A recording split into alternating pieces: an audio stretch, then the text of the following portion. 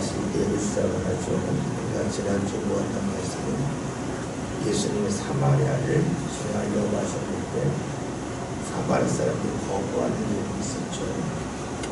이때에 야고보와 요한이 예수님의 증거자가 하늘에서 불을 내려서 그들을 죽이고 덮어내는 그런 명함.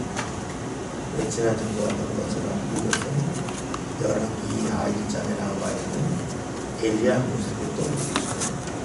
다시 말하면 그런 인격 엘리야의 모습이 야고보와 요한이 일어난다는 겁니다. 주님께서는 꾸짖으셨어요. 왜 꾸짖으셨냐면 지금 잘못된다고 해서 그러시만할 것이 아니라는 거죠. 만약 예수님께서 제자들에게 그렇게 대하신다면 잘못할 때마다 그 순간에 마지막 증거를 이루시면 어떻게 되겠습니까? 아마 제자들 중에 살아남을 사람이 없을 거예요. 제자들의 마음이 어떻습니까? 나는 괜찮고 다른 사람은 안 된다는 거예요. 이것을 주께서 꾸짖으셨습니다. 다시 우리가 살아가면서 나는 되고 다른 사람은 안 된다는 이런 마음이 우리에게 알게 모르게 자리 잡아 있습니다. 왜 많은 충돌이 일어날까? 그것은 나는 되고 너는 안 된다는 마음이죠. 예수님께서는 그런 마음을 가진 제자를 주셨습니다. 우리가 지난주에 보았던 것처럼 그런 야고보와 요한에게 다시는 그런 능력이 임하지 않습니다. 잘못된 마음을 가졌기 때문에 모든 것을 빼앗겼다는 말씀을 보았죠. 우리가 이 말씀을 보면서 이런 생각을 해보게 됩니다. 부부관계에서 부모 자녀 관계에서 무엇이 필요할까 하는 것에 대하여 살펴보게 됩니다. 우리가 자녀를 대할 때 어떤 마음이 제일 중요할까요? 자녀가 어디 가서 나 같은 사람 만나면 좋겠다는 거죠. 또 자녀가 부모를 대할 때 어떤 마음입니까? 어디 가서 다른 사람이 내가 부모에게 하듯이 하면 좋겠다. 그런 마음으로 사는 게 중요하겠죠. 어젠가요, 제가 교회 오는데 어떤 분이 주차를 하더라고요. 주차를 하는 걸 이렇게 봤는데 어제 좀 눈이 왔잖아요. 좀 빈방길이 있었는데 지금 나이가 드신 것 같아요. 제 또래 같은데 이 차에서 내리시고 나오다가 미끄러졌어요. 넘어지신 거예요. 여자분인데 너무 안쓰러워서 장갑을 끼고 있기 때문에 가서 제 손잡고 일어나시겠냐고 집을 붙잡아주고 그 손을 붙잡았더니 본인이 이제 붙잡고 일어나더라고요. 그런데 딸이 이제 내려요. 딸이 내리더니 대뜸 하는 말이 뭐냐면 미끄러지 않게 조심하라고 했잖아. 그 이야기를 하는 거예요. 딸이 하는 이야기가 엄마 어디 아파? 어떻게 됐어? 묻지 않고 내가 분명 내릴 때 엄마 얼음판에서 조심하라고 했잖아. 계속 그 얘기를 하더라고요. 그래서 제가 어이없어가지고 아니 지금 넘어지셨는데 그만하면 어떡하냐고 했는데 딸이 짐을 받았어요. 가면서까지 계속하는 말이 엄마 내가 미끄러지니까 조심하라고 했잖아. 계속 그 이야기를 하더라고요. 그래서 낯설지가 않죠. 우리가 살아가면서 얼마나 아프냐고 물어야 되는데 왜 그랬어? 이거 되는 거예요. 근데 만약에 딸이 볼 때 다른 사람이 자기 엄마한테 그랬으면 어떠했을까? 아마 그 사람은 멱살 잡았을 거예요. 이상하죠? 딸은 엄마한테 해대로 되고 다른 사람이 하면 안 된다. 좀 이상하잖아요. 근데 우리 삶 가운데 그런 일이 적지 않더라는 거예요. 청년문화 성경 공부하면서 자주 했던 얘기가 이런 이야기예요. 저희 어머니가 예전에 병원에 입원했을 때에 밤새서 같이 잔 적이 여러 번 있었어요. 근데 병원에서 있어 제일 지금 힘든 게 뭐냐면 자녀들 병간호할 때요. 병간호할 때에 거의 10 중에 8, 4이 아버지 아다를 쳐요. 하지 말랬잖아. 왜 해? 막 하나를 쳐요. 그러면 엄마들한테 하자. 너 그러려면 가. 그러려면 가. 그래요. 와서 병건 한다고 해놓고 아픈 사람이 중심이 아닌 자기가 중심이 될 때가 있단 말이에요. 우리가 살면서 다른 사람이 내 부모한테 그러면 싫을 거예요. 나는 해도 된다. 이상하잖아요. 배우자의 관계도 마찬가지죠. 다른 사람이 그런 말을 낼 텐데 나는 그래도 된다. 이게 문제가 된단 말이에요. 오늘 말씀에서 제자들도 그랬다는 거예요. 나는 바로 심판하면 안 되고 다른 사람은 바로 심판이 된다고 하는 그런 마음이 있었을 때에 주께서 야단치셨습니다. 이 가운데 이제 말씀을 보면 예수님이 오늘 50절 길을 가십니다. 전에 갔던 길은 사마리아 사람들이 반대하는 길이었고 지금 가는 길은 반대하는 길이 아니에요. 근데 그 길 가는데 오늘 50절에 한 사람이 와서 말합니다. 여쭤보되 어디로 가시든지 나는 따르겠습니다. 라고 말합니다. 그러면 지금 이 길은 사마리아를 지나가는 길이라 돌아가는 길이에요. 다시 말하면 방해가 있는 길이 아니에요. 환영이 있는 길입니다. 그리고 이 사람이 거기서 주를 따르겠다고 말합니다. 우리가 늘 조심해야 될 것이 무엇이냐면 글자에 빠질 때, 말에 빠질 때요. 우리가 말에는 뭐가 있냐면 그 사람의 의도가 있잖아요. 그러면 이 사람이 만약에 사마리아를 예수님 지나가실 때에 사람들이 거부해요. 이때에 주님 어디로 가시든지 제가 따르겠습니다라고 말하면 그 사람은 정말 좋은 사람이에요. 왜냐하면 어려움당하는 줄을 보면서 내가 따르겠다고 하기 때문에요. 근데 지금은 어려움이 없어요. 그리고 예수님을 단편적으로 봤어요. 그리고 하는 이야기가 내가 주를 따르겠다고 말합니다. 이 자리는 어떤 자리였을까요? 사람들이 예수님을 환영하는 자리였어요. 그 자리에서 자신이 예수님을 따르겠다고 말을 합니다. 즉 예수님이 어떤 일을 갖고 있는지에 대하여 세심하게 살피지 않고 당장 지금 좋은 곳을 보고 주를 따르겠다라고 말을 합니다. 성급한 것을 말하고 있죠. 잠시 내가 보고 있는 것이 계속 이어질 거라고 여기는 것이 이 사람입니다. 사실 1970년대 교회가 한참 부흥할 때에 각 교회에서 많은 이들이 목사가 되겠다고 그랬어요. 그래서 청년들이 신학교를 그렇게 많이 갔어요. 왜냐하면 그 당시 교회를 세우면 교회가 잘 됐고 또 하나는 간혹가다 외국에서 목사님 모셔서 부흥회를 하게 되면 그 예전에는 지금은 뭐 이제 그 숙박업소에 가서 주무시지만 예전에는 동네에 그런 게 없었어요. 그러니까 집에 장로님 댁에서 많이 잤어요. 왜냐면 목사님 집은 조그마니까 좀 장로님이 그 당시 조금 살만하니까 방 하나 내어드리고 거기서 주무셨어요. 그리고 이제 그 식사도 식당에 가지 않고 많은 이들이 거기 가서 이제 이렇게 대접을 하고 그랬어요.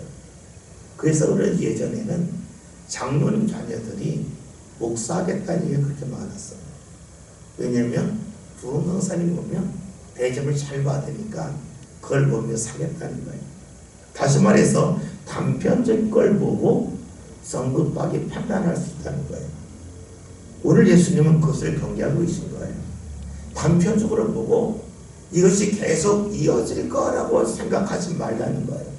그런데 이것은 좋은 것만은 아니죠. 나쁜 것도 역시 마찬가지예요. 우리가 신앙생활 할 때에 좋은 것이 계속해서 이어질 거라고 기대는 하지만 그런 일은 없는 거죠. 반대로 지금 나쁜 일이 있는데 나쁘니까 성급하게 판단해서 앞으로 나쁜 일이 계속 이어질 거라고는 생각조차도 어디 있는 거예요. 그 얼마든지 달라지고 변화가 되어지죠. 중요한 것은 성급한 판단에 대하여 주께서 경계하시더라는 거예요. 58절에는 말씀 주의 답변을 볼까요? 함께 봅니다. 예수께서 이르시되 너로 믿고 군중에서도 집이 있으되 인자는 머리를 곳이 없다 하시고. 네. 예수님이 하신 말씀이 여우는 굴이 있고 공중에 나는 새는 집이 있지만 인자 예수님은 머리 들 곳이 없다고 하셨어요. 머리 들 곳이 없다고 하는 것은 두 가지로 볼 수 있어요. 왜냐하면 예수님이 한 곳에서 말씀을 계속 전하신 게 아니잖아요. 계속 옮겨 다니셨기 때문에 거처가 불분명했어요. 우리가 지난주 사마리아를 지나가는 말씀을 보았는데, 사마리아를 만약에 지나가셨다면 거기서 마을에서 예수님을 영접해서 예수님에게 잠자리 제공한 사람이 있었을는지 몰라요. 그러나 거부했기 때문에 예수님이 노숙했을 가능성이 높아요. 또 하나는 예수님이 혼자 다니신 게 아니라 12명도 같이 다니셨잖아요. 그러면 예수님을 자신의 집으로 초청할 때에 12명도 따라와야 돼요. 그럼 13명이 잘해요. 그건 쉬운 일이 아니에요. 그러니까 예수님이 잠자리가 별로 없었다, 이 말씀은 육체가 쉴 만한 곳이 없었다는 말씀으로 볼 수도 있어요. 그런데 머리 들 곳이 없다고 하는 말씀을 의미적으로 보면 예수님이 마음 들 곳이 없었다라고 볼 수도 있어요. 마음 들 곳이 없다고 하는 것은 우리 육체가 좀 쉼이 필요한 것처럼 우리의 마음도 쉼이 필요할 때가 있잖아요. 우리가 사람하고 대화할 때에 마음이 맞는 사람과 대화하면 마음이 편한데, 마음이 맞지 않으면 대화가 힘들어요. 마음이 불편해요. 예수님이 머리 들 곳이 없다고 하신 이 말씀은 사람들과 함께 할 때에 마음이 맞는 사람을 찾을 수 없었기 때문에 예수님이 힘들다고 말씀하실 수 있어요. 잠깐 말씀 볼게요. 요한복음 6장 23절부터 25절. 신약성경 145면입니다.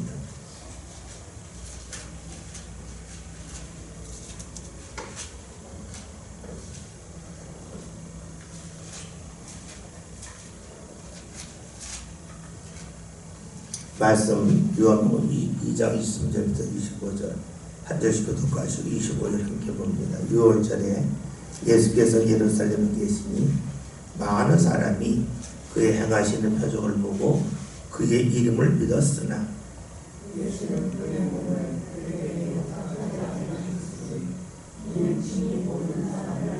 다 같이 또 다음 누구의 증언도 받으실 필요가 없으니 이는 그가 친히 사람의 손에 있는 것을 아셨음이니라. 아멘. 사람들이 믿긴 믿었지만 것을 믿었다는 거죠. 예수님이 사람들에게 자신을 의탁하지 않았다. 다시 말해서 사람들에게 자신의 마음을 나눌 수 없었다는 말씀이에요. 왜냐하면 그들의 속이 어떠한지를 아셨기 때문에. 그런 말씀에서 예수님께서 여우도 굴이 있고 공중에 나는 새로 집이 있지만 인자가 머리 들 곳이 없다고 하신 말씀은 육체가 쉴 만한 곳이 없었다는 말씀도 얘기했고, 사람들 중에서 주의를 받아들일 만한 사람이 없었다는 뜻으로 볼 수도 있습니다. 예수님이 이 말씀을 하신 것은 한 사람이 내가 어디를, 예수님 주님이 어디를 가신지 따르겠다고 했기 때문입니다. 다시 말해 이 사람은 예수님이 좋은 것만 보았지 예수님이 거부당하는 것을 보지 못했습니다.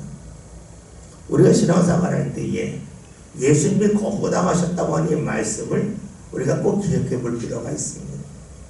다시 말해서 예수님이 그 당시에 사람들에게 거부당하셨기 때문에 내가 예수님과 함께 할 때에 네가 거부당할 수 있는 것은 당연하다는 거예요. 예수님이 가는 곳뿐만 아니라 환영받은 건 아니란 말이죠. 그래서 우리가 예수님을 믿고 따른다 할지라도 우리 삶 가운데 거부를 당하는 것은 낙인이 있다는 거예요. 이 거부당한다는 것이 사람들이 나를 외면한다는 뜻이 될 것이고, 또 이것을 일로 보면 내가 하는 일이 안 될 때도 있다고 볼 수 있어요. 내가 하는 일이 잘 된다는 것은 내 일을 상대가 받아들인 것이고, 내가 하는 일을 상대가 거부한 것은 그것을 받아들이지 않은 것가 되잖아요. 그러니까 내가 예수 믿기 때문에 모든 것에서 다 길이 열 거라고 생각한다면 그것은 우리 생각이고, 예수님이 거부당하셨듯이 우리의 삶도 거부가 있다.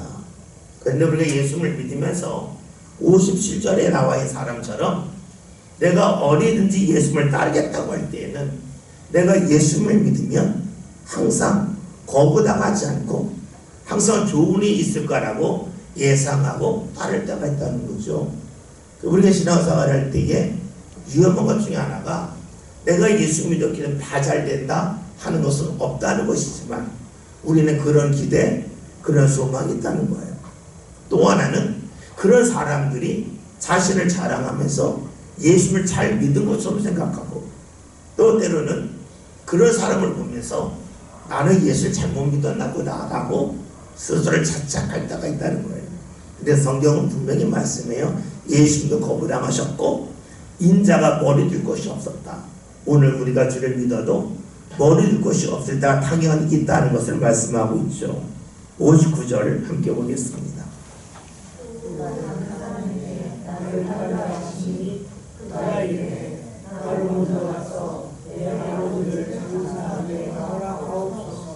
아멘. 참 말씀이 어려운 말씀이에요.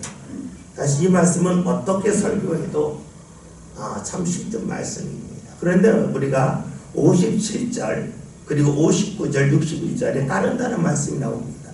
이 말씀이 좀 차이가 있는데 50절 첫 번째 사람은 내가 따르겠다고 그런 거고 61절에서 내가 따르겠다고 그럽니다. 근데 59절에서는 주께서 말씀을 네가 나를 따르라고 말씀합니다.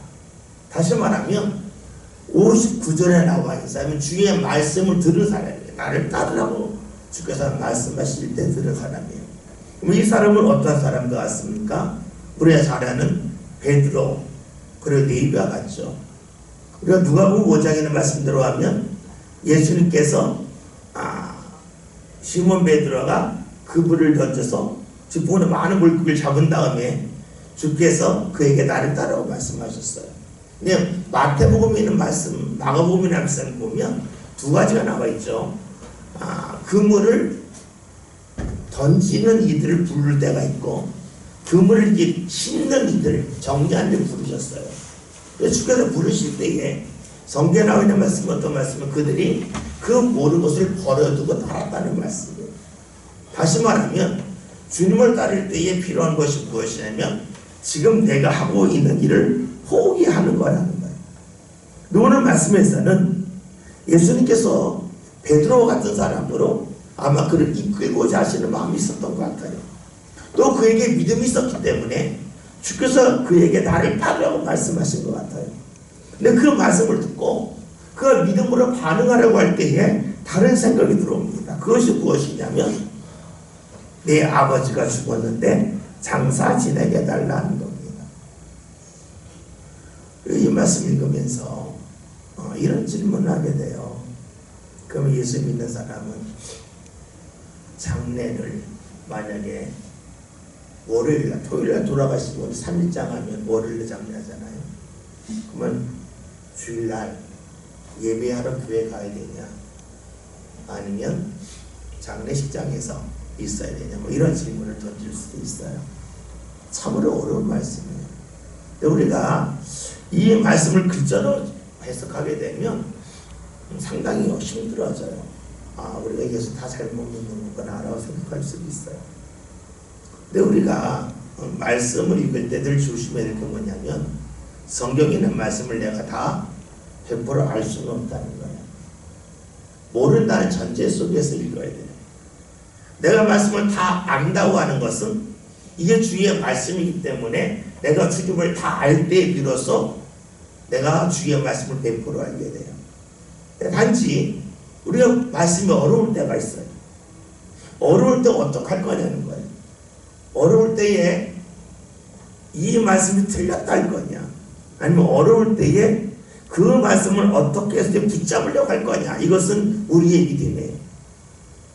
다시 말해서 내가 풀기 어려운 문제가 나올 때 이 문제가 잘못됐다고 할 수도 있겠고 이 문제를 내가 풀 수 있는 능력이 없기 때문에 어떻게 해서 한번 풀어보겠다고 할 수도 있어요. 근데 사실 이 말씀은 우리가 읽으면서 100% 이해할 수는 없어요. 그리고 이 말씀을 읽을 때에는 우리가 이 말씀이 주의 말씀이기 때문에 어떻게 하면 믿을 수 있을까 하는 그 눈으로 볼 필요가 있어요. 그래서 많은 이들이 여기 살아와 있는 죽은 자가 과연 누굴까에 대하여 많은 이야기를 해요. 그 죽은 자가 무엇일까? 뭐 신앙으로 죽은 자다라고 말할 수 있어요. 우리가 에베소 2장이라는 말씀을 보면 죄와 허물로 죽었던 너희를 주께서 살리셨다는 말씀이 있기 때문에 이것을 신앙적으로 주를 믿지 않는 죽은 사람이라고 해석할 수도 있어요. 또 어떻게 보면 죽었다고 하는 것은 멈춘 거잖아요. 움직이지 못하는 거잖아요. 멈춘 자로 볼 수도 있어요. 그래서 이 말씀을 멈춘 자로 본다면 우리가 눈에 보이는 일로 인하여 멈출 수 있다는 거예요. 근데 주께서는 멈추지 말라고 하는 말씀으로 볼 수도 있습니다. 즉 신앙의 일은 멈추면 안 된다는 거예요. 멈추면 안 된다고 하는 것은 내가 신앙적으로 반응하는 걸 말하는 거예요.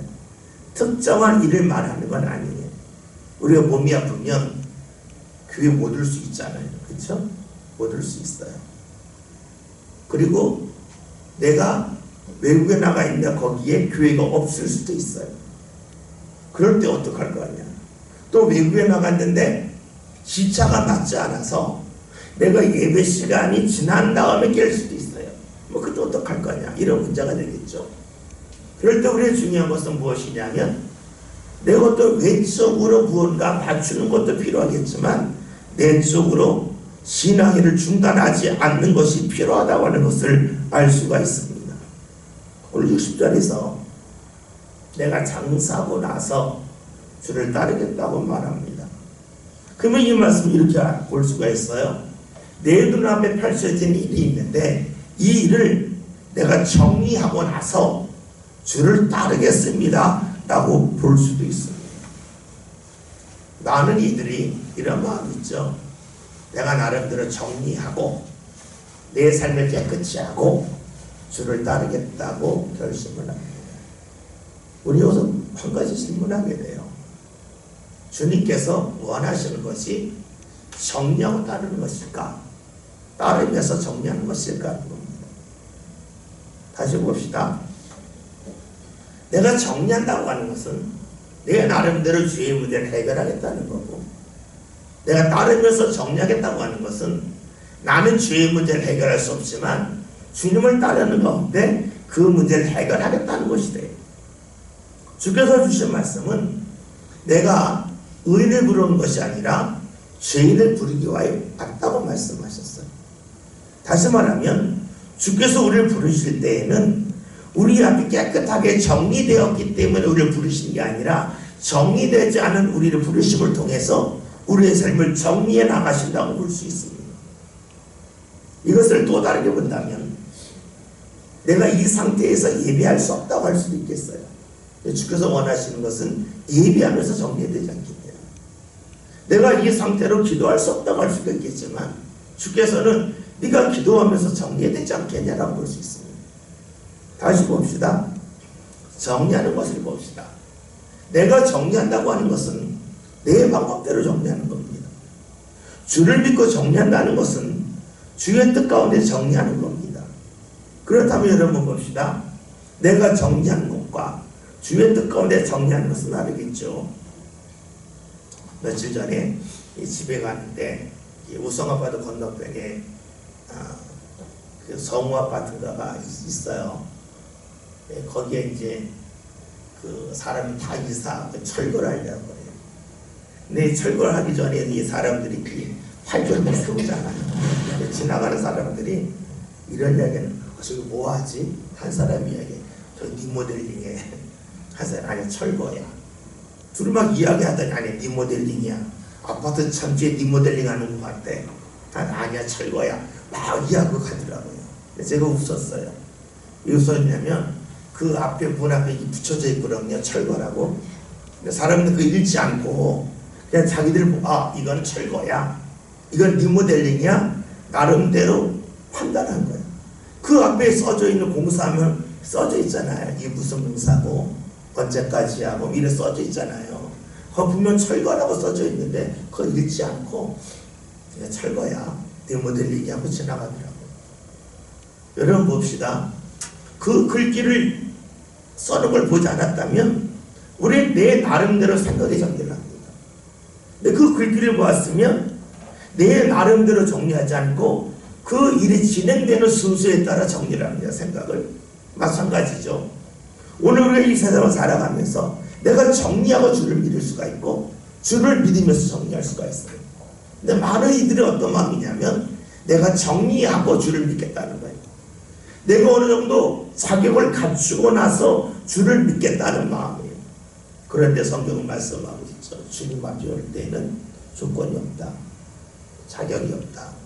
한 것을 말씀해요.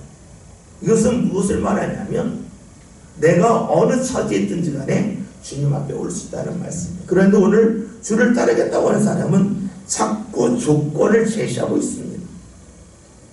이때에 주께서 뭐라고 말씀하십니까? 60절 함께 보겠습니다. 이르시되 죽은 자들로 자기의 죽은 자들을 장사하게 하고 그러나서 하나님의 나라를 전파하시고. 아멘. 말씀을 보면 주께서 하시는 말씀은 너희가 주를 따르면 조건을 제시하지 마. 우리가 무언가 주님의 일 할 때에 자꾸 조건을 제시해요. 이게 정말로 어려운 거예요. 그럴 때 있잖아요.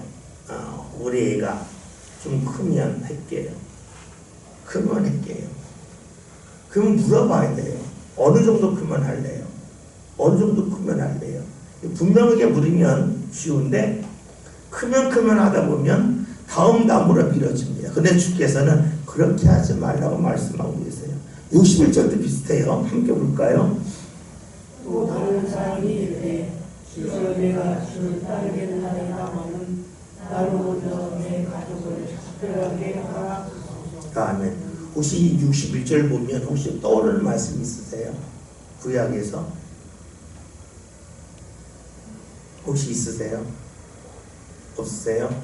지난주에 엘리야에 관한 말씀 모았었죠. 그쵸? 엘리야가 아하시아가 이방 들었을 때에 그가 이제 암몬의 신을 부르려고 그랬더니 이제 이스라엘에 하나님 믿는 신이 없어 그렇게 하면서 50명 모일 때 불이 내려 죽는 말씀이 있었잖아요. 그런데 또 이것도 엘리야와 비슷해요. 우리가 잘 아는 말씀이 있지만 잠깐 찾아볼게요. 열왕기상 19장 19절부터 21절 구약 성경 551면입니다.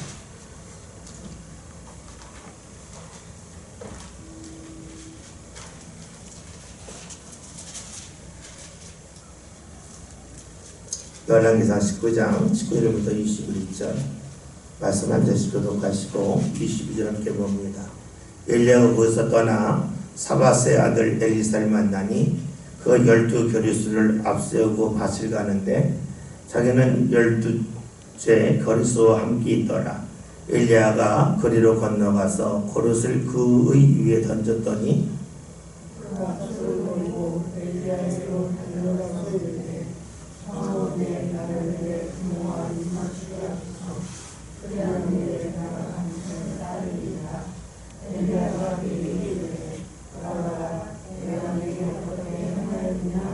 다같이 엘리사가 그를 떠나 돌아가서 한 거리소를 가져다가 잡고 수의 기계를 불살라 그를 삶아 백성에게 주어 먹게 하고 일어나 엘리야를 따르며 수종 들었더라. 아멘.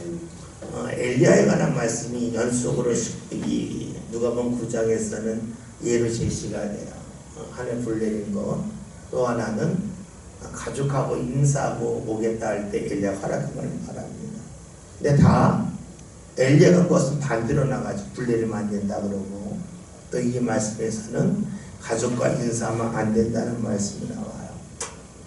좀 이렇게 야박하게 볼 수 있어요. 근데 우리가 이 말씀을 볼 때에 누가복음 9장 전체를 보면 누가복음 9장에서 나왔던 거 우리가 아마 떠오를 수 있겠지만 예수님이 제자를 보내죠. 그래서 전도하게 해요. 그때 그 소문이 이제 헤롯에게 들어가서 이 사람이 누구냐라고 하는 질문을 해요. 그 다음에 예수님께서 제자들에게 너희는 나를 누구라 하느냐라고 이야기를 해요. 그리고 주는 그리스도입니다라고 이야기하죠. 너희가 나를 따르라고 말씀하시고, 그 다음에 예수님이 베드로와 야고보와 요한과 함께 높은 산에 기도하러 올라가셨죠. 기도하러 올라가셨을 때 누가 나타나냐면 모세와 엘리야가 나타나죠. 그리고 그 모세와 엘리야가 사라지고 하늘에 들리는 말씀이 너는 그의 말을 들으라는 말씀이 들리잖아요. 그러면 예수님과 엘리야가 함께 잠시 있었지만 엘리야는 예수님 뒤로 사라졌어요. 그러니까 엘리야의 그림자가 예수님에게 있었지만 그 그림자가 없어졌다는 거예요. 이 말씀이 9장에서 어떻게 이어집니까? 하늘에서 불을 내리는 엘리야에 관한 말씀이지만 그 말씀이 다시 지워지죠. 불 내리면 안 된다. 또 하나는 뭡니까? 작별하겠습니다. 엘리야의 그림자가 있잖아요. 그 그림자 다시 사라집니다. 이것은 무엇을 말하냐면 예수님을 믿는 것과 엘리야를 따르는 것은 질적으로 다르다는 거예요. 그렇기 때문에 엘리야를 따를 때에는 인사를 됐지만 예수님을 따를 일은 그 정도 갖고 되지 않는다 하는 예수님의 강력함에 대하여 말씀한다고 볼 수 있어요. 62절 함께 보겠습니다. 예수께서 이르시되 손에 징계를 잡고 뒤를 돌아보는 자는 하나님의 나라에 따라가지 아니하리라 하시니라. 아멘. 지금 이 사람이 하는 것도 또다시 조건을 제시합니다. 이 일을 하고 나서 내가 주를 따르겠다고 말합니다. 여러분, 우리가 삶 가운데 늘 나타나는 게 뭐냐면 패턴이죠. 우리가 요즘 시대에 AI가 아주 대세라고 하는데 AI 특징이 뭡니까? 사람의 패턴을 읽는 것 아니겠어요? 패턴을 읽어서 사람들이 이럴 때는 이렇게 하는 게 제일 높다. 이건 게 AI잖아요. 그런데 우리가 잘 모르지만 대부분의 패턴대로 움직인다는 거예요. 패턴대로 움직인다는 다른 말로 하면 우리의 삶은 반복적으로 이어진다는 거예요. 나도 모르지만 나의 습관이 반복적으로 이어진다는 거예요. 그렇다면 조건을 제시한 사람은 그 다음에도 또다시 조건을 제시합니다. 우리가 신앙생활을 할 때에 조건을 한 번은 끊어야 돼요. 조건 없이 믿을 수 있어야 돼요. 근데 이것이 어렵단 말이에요. 주님, 이 문제 풀어주시면 그때 내가 주를 잘 믿겠습니다 라고 말하고 나서 끝까지 잘 믿는 사람도 있지만 대부분의 사람들은 그 문제가 풀어지고 나면 또다시 조건을 내세웁니다. 이 일이 풀어지면 내가 주를 믿겠습니다. 그러면서 계속 조건적으로 주를 믿고 또 믿겠다고 말을 하죠. 오늘 이 사람도 마찬가지예요. 자꾸 조건을 제시합니다. 주님 하신 말씀은 조건 없이 믿어야 되지 않겠냐. 그러면서 쟁기를 잡고 뒤를 돌아보지 말라고 말씀합니다. 우리가 주를 믿었으면 뒤를 돌아보지 말라는 겁니다. 여러분이 예수 믿고 후회할 때가 있을까요? 없을까요? 뒤를 돌아보면 후회할 때가 상당히 많습니다. 많은 이유가 무엇이냐면 주께서 허락하신 열매와 내가 맺는 열매가 맺는 시기가 다르기 때문에 그래요. 사람들이 열매 맺는 시기와 주께서 열매 맺게 하는 시기가 달라요. 다르기 때문에 주께서 허락하신 열매는 아직까지 맺혀지지 않았는데 사람들이 맺는 열매는 맺혀진 것 같아요. 그러니까 우리 마음속에 어떤 마음이 드냐면 내가 주를 믿지 않고 이 길로 갔으면 이런 열매 맺었을 텐데 라고 생각을 한다는 거예요. 그래서 주를 믿고 나서 후회할 수도 있어요. 내가 주님 앞에 삶과 시간을 드릴 것을 가지고 다른 데 했으면 더 잘 됐을 텐데 이런 마음을 가질 수도 있어요. 언제냐면 주를 따라 뒤를 돌아봤을 때예요. 근데 주께서 우리에게 늘 주시는 말씀은 무엇이냐면 사람의 것과 하나님의 것이 다르다는 거예요. 다르기 때문에 주님이 주시는 은혜 열매가 맺혀지기까지는 사람의 것이 커 보일 수가 있어요. 그러니까 우리가 사람의 것을 따르는 거지. 애초부터 주의 것이 크다 그러면 누가 주를 안 믿겠어요? 처음에 사람의 것이 커 보여요. 그리고 사람을 따르는 것이 좋아 보여요. 그래서 우리가 주를 믿으면서 후회할 수 있고 오늘 말씀대로 쟁기를 잡고 뒤를 돌아볼 수 있습니다. 우리가 주의 뜻을 따르고 나서도 쟁기를 잡고 뒤를 돌아보면 후회할 수 있어요. 왜냐하면 주께서 허락하시는 그런 일이 진행하는 그 방법과 속도와 그것을 따르지 않을 때의 방법과 속도가 다르기 때문에 그래요. 우리가 내가 이럴 바에 주를 왜 믿었을까 하는 마음을 가질 수도 있어요. 근데 오늘 주님 주신 말씀은 그러면 안 된다는 거예요. 주를 믿을 때에는 끝까지 믿고 가야지 중간에 뒤를 돌아보면 믿기 어렵다는 거예요. 내가 이러려고 주를 믿었나 하는 마음이 든다는 거죠. 주께서 하시는 말씀이 그렇게 하지 마라 하는 겁니다. 오늘 말씀은 좀 조건적인 말씀이 많이 있습니다. 내가 이것을 한 후에 주를 따르면 안 되겠습니까? 어쩌면 오늘 우리들에게 다가오는 마음일 수 있어요. 내가 이것을 마친 후에 주를 믿겠습니다. 내가 이것을 본 후에 이 사람을 가까이 하겠습니다. 내가 이것을 경험한 후에 하나님 앞에 삶을 맡기겠습니다 할 수도 있습니다. 그런데 그런 조건은 우리가 한 번 정도, 두 번 정도 제시를 할지 모르겠지만 그것이 삶건에 자리 잡을 때에 우리는 평생 그 자리에서 멈출 수 있습니다.